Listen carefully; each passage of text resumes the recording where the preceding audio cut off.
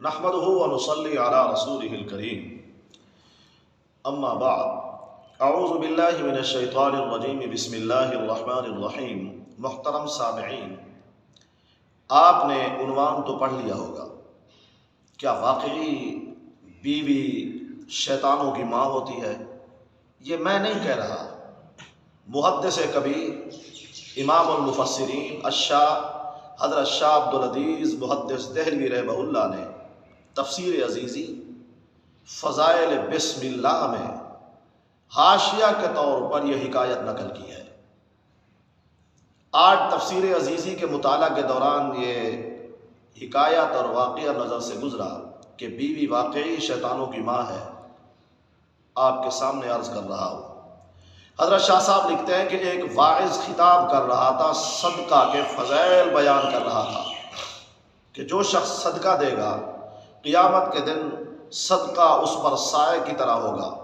یہاں کپڑا صدقہ دے گا، وہاں اسے جنتی لباس ملے گا، یہاں پانی صدقہ دے گا، وہاں اس کو اللہ تعالیٰ شراباً طہورا جو نشے سے پاک ہوگی وہ عطا فرمائیں گے۔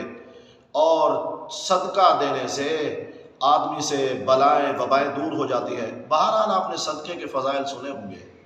حضرت شاہ صاحب تفسیر عزیزی میں لکھتے ہیں، واعظ صدقہ کے فضائل بیان کر رہا تھا، ایک سننے والا اٹھا۔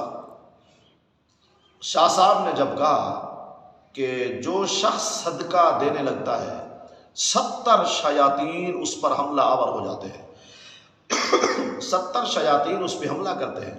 کچھ شیاطین اس کے ہاتھوں پہ لٹک جاتے ہیں، کچھ شیاطین اس کے پاؤں میں لٹک جاتے ہیں، کچھ شیاطین اس کے دل پہ حملہ آور ہوتے ہیں، کچھ شیاطین اسے ضروریات یاد دلاتے ہیں کہ ابھی صدقہ نہ دے، یہ تیری ضروریات ہیں۔ کچھ شیاطین اس طرح حملہ آور ہوتے ہیں کہ مصروفیات اس کے ذہن میں ڈال دیتے ہیں، کچھ یہ کہتے ہیں کہ بعد میں صدقہ دے لینا۔ بہرحال 70 شیاطین حملہ آور ہوتے ہیں اور اسے صدقے سے روکنے کی کوشش کرتے ہیں۔ حضرت شاہ صاحب تفسیر عزیزی میں لکھتے ہیں، ایک شخص مجلس میں اٹھا، اس نے کہا آج میں ان تمام شیطانوں کو بھگاؤں گا اور صدقہ دے کر ضرور گھر جا کر صدقہ دوں گا۔ حضرت علامہ صاحب لکھتے ہیں، بندہ گیا مجلس میں سے، گھر جب پہنچا، گھر سے اس نے کچھ ضروریات اور آٹا وغیرہ اٹھایا کہ میں صدقہ دیتا ہوں۔ تو جب وہ گھر سے باہر جانے لگا تو اس کی بیوی نے اپنے خاوند کو گردن سے پکڑ لیا کہ کہاں جا رہے ہو یہ اٹھا کے؟ تو اس نے بتایا کہ میں نے صدقہ کے فضائل علامہ صاحب سے سنے ہیں تو میں صدقہ کرتا ہوں۔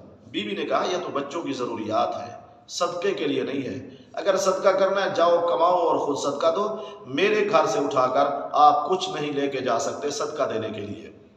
حضرت علامہ صاحب لکھتے ہیں کہ بندہ کچھ دیر بعد واپس آیا، مجلس میں دوبارہ بیٹھ گیا۔